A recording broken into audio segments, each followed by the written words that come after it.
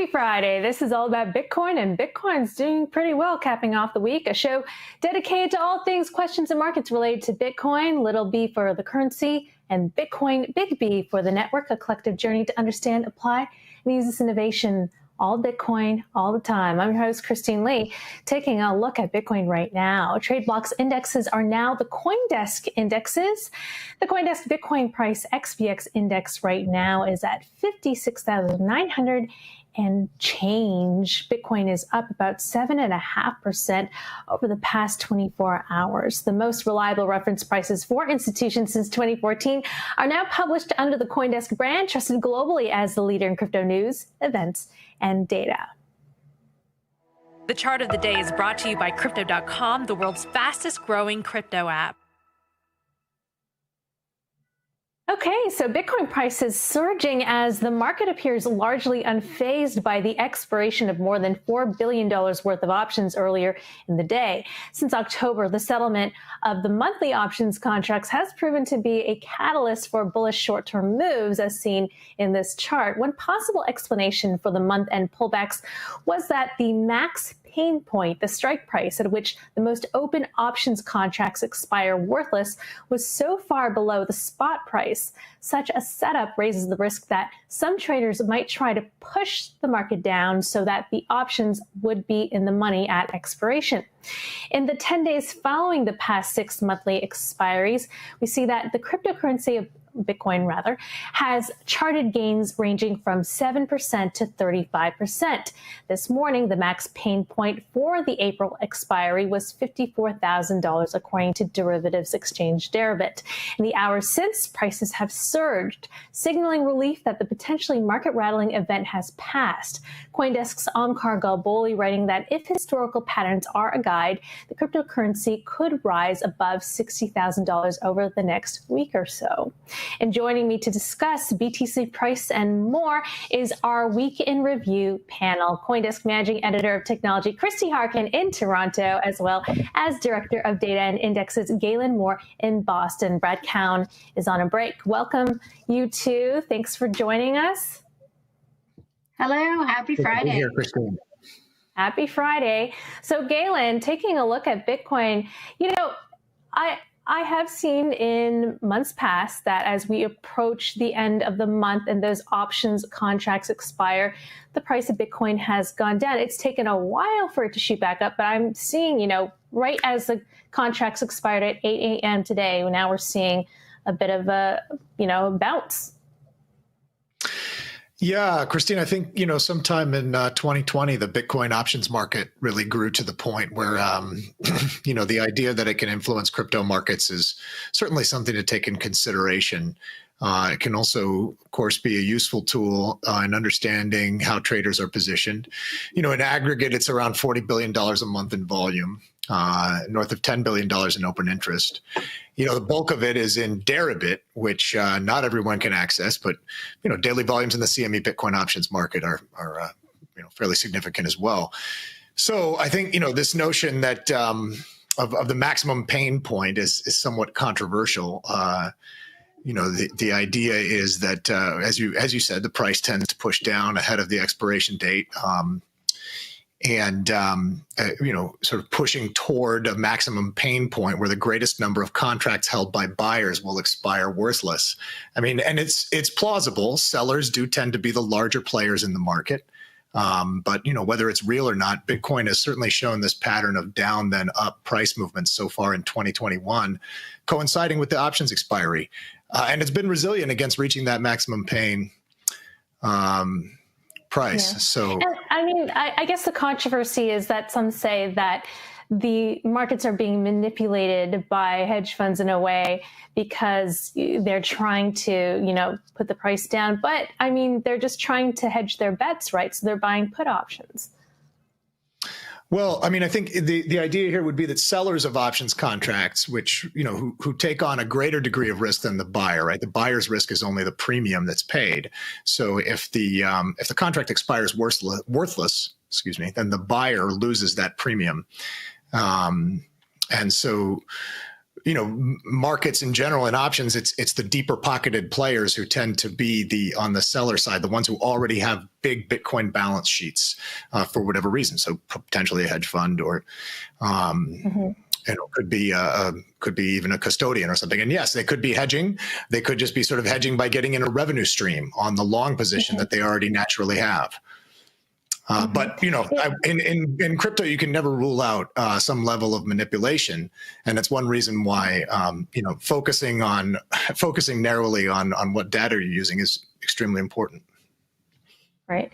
In other news, we're seeing more and more people want to be getting paid in Bitcoin. So NFL tight end for the Kansas City Chiefs, Sean Culkin, tweeting out, and we have the tweet up with us here. Yes, I fully believe Bitcoin is the future of finance, and I want to prove that I have real skin in the game, not just trying to make a quick buck. I will be converting my entire 2021 NFL salary to Bitcoin. And this is after one of his colleagues in the NFL, Russell Okung, announced that he would convert half of his salary into Bitcoin. So we're certainly seeing this as a trend. In fact, Sean was on the show earlier in the week talking about why he decided to convert his salary to Bitcoin. He believes, as we see a lot of easy monetary policy in the economy, that Bitcoin has a better value proposition. Christy, getting paid in Bitcoin, what are your thoughts? This is a trend, no?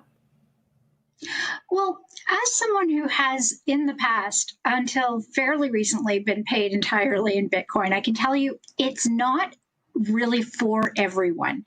It's cool. It's a neat idea. But I think that for most people for whom banking actually works, getting paid in Bitcoin actually adds a few pain points. And I can tell you what I mean by that. So first of all, I'm talking now, if you are unbanked, if you have trouble getting a bank account, if you are working for, let's say you're a freelancer who gets paid internationally and you have to figure out getting your money from various sources around the world, Bitcoin is an amazing option. But for most of us, for the average person, we need dollars in order, if you're in a dollar country, or pounds or euros or whatever, you need fiat in order to pay bills, go to the grocery store, do the things. So getting paid in Bitcoin is kind of a pain because you have to convert it and you have to turn it into something useful. Or you can, in some cases, put it on like a debit card that does the automatic conversion for you, but chances are you'll be paying a premium to do that. So you're kind of losing out in a way. Really what you're looking at is a way of getting Bitcoin automatically with every paycheck. And that is a very cool concept. So for example, Russell Okung is being paid in fiat.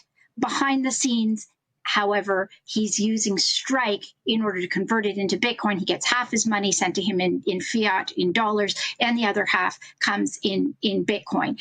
And it's sent straight to a cold storage wallet. Sean Culkin, same deal, except he's getting everything in Bitcoin. But you have to understand, Sean has money in fiat already. He is going to be, as he says, he'll be spending his money for his bills in money he already has, in cash already on hand. And he's just using his new salary to collect Bitcoin. I imagine Russell Okung is also, spending his fiat, but putting aside his Bitcoin. And what they're doing is sort of a fancy way of what the rest of us would consider dollar cost averaging, which is putting aside a certain part of your paycheck into Bitcoin, just as you would say for your 401k or your RSP. So it's like a very boomer idea in a Gen Z kind of in a Gen Z vehicle, basically. Yeah. Yeah. And there are companies that can facilitate that. Right now, Zap has not enabled this for everybody yet. It's coming. It's not there yet. And also, it's very U.S.-centric right now. Bitwage is another company that does that, where you can receive a portion of your wages in digital assets. It's great if you're sending international invoices. But on the other hand, rather than having a third-party company do this, I mean, Bitcoin's peer-to-peer. Send somebody an invoice with a Bitcoin address on it. They can send it directly to you. Cut out the middleman, cut out any middleman fees. That's the beauty of Bitcoin. Just make sure you send a new address every time for privacy purposes. But dollar cost averaging is a thing that people do. And there's a way of even doing it through, I know in Canada, Bull Bitcoin has a built-in dollar cost averaging program where you can automatically have a certain amount of money taken from your bank account every month or every week or every day. You just set up your own schedule, and it automatically buys Bitcoin for you on a regular, predictable basis. And you don't have to worry about playing the markets. It's just like every Thursday, I'm taking out $100 or $300 or $1,000 or whatever it is you want to do. So really, that's what these guys are doing, is sort of a from the source dollar cost averaging. Yeah. And what I imagine is also a whole can of worms is the tax consequences and keeping track of that. Very. It sounds like a nightmare. It honestly, I mean, I am so looking forward to doing my taxes this year because I don't have to deal with that. Yeah. Every year, it's always been a matter of when did my Bitcoin come in? When did my Bitcoin go out? Because, I mean, I had to pay bills with it. It's not like I got paid in Bitcoin and, I kept it all in the bank, or rather in my wallet. It had to go to things. Just a couple other stories quickly that you've got an accountant who's looking after that. Right. A couple other stories before we wrap up this segment. I just want to mention, Tesla made a sale of about 10% of the 1.5 billion Bitcoin that they purchased back earlier in the year. They want to prove the liquidity of Bitcoin at a player of their size on the stage, as well as JP Morgan announcing that they will be opening an actively managed Bitcoin fund. So we're definitely seeing a lot of developments on that side, on the institutional side of things. All right, coming up, a look at the week ahead for BTC with our CoinDesk panel. We are witnessing the greatest paradigm shift in finance in modern history. Join thousands of newsmakers and influencers talking the future of money at Consensus by CoinDesk. A live virtual experience of leaders, changemakers, virtual reality meetups, keynotes from Ray Dalio, Gary Vaynerchuk, and much more. Get an up-close look at the boom in crypto, the surge of institutional investment in Bitcoin, NFT mania, the breakneck innovation in decentralized finance, and the coming disruption from central bank digital currencies. Join us May 24th to May 27th for Consensus by CoinDesk.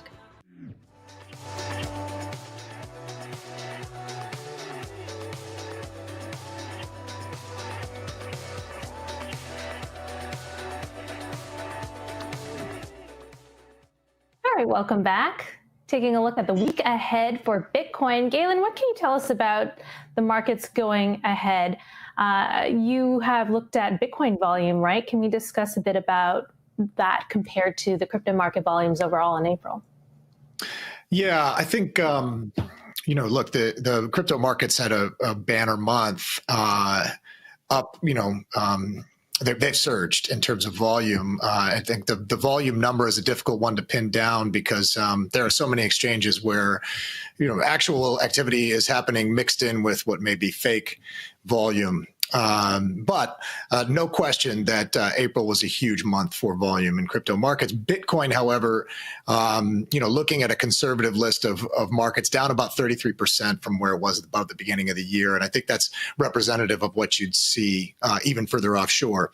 So it's indicative of how a large amount of activity has moved into altcoins. And a large amount of that may be driven by retail enthusiasm. But meanwhile, we're seeing these headlines, as you mentioned, Christine, this week, JPM and Fido as well, showing their clients' interest in crypto is growing. And I think that's bound to push up Bitcoin price in the long term. And it's only a matter of time before you see the market's attention begin to return if that happens.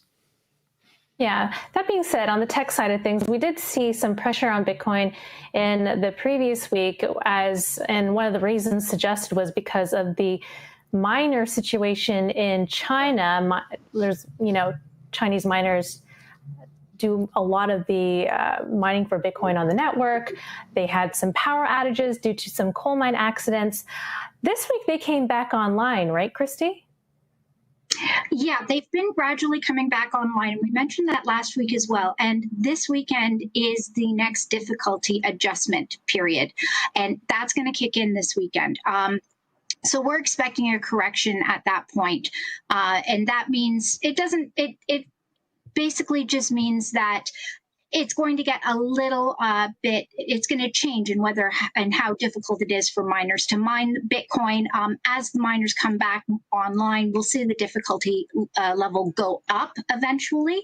But for now, it's still sort of based on the past 2 weeks and what the network has been seeing. So, it shouldn't. I mean, from the day to day, we're not going to notice a whole big difference in how Bitcoin operates. Mm-hmm. And the code for Taproot's speedy trial and activation method for Bitcoin's biggest upgrade in years is due to trigger tomorrow as well, correct?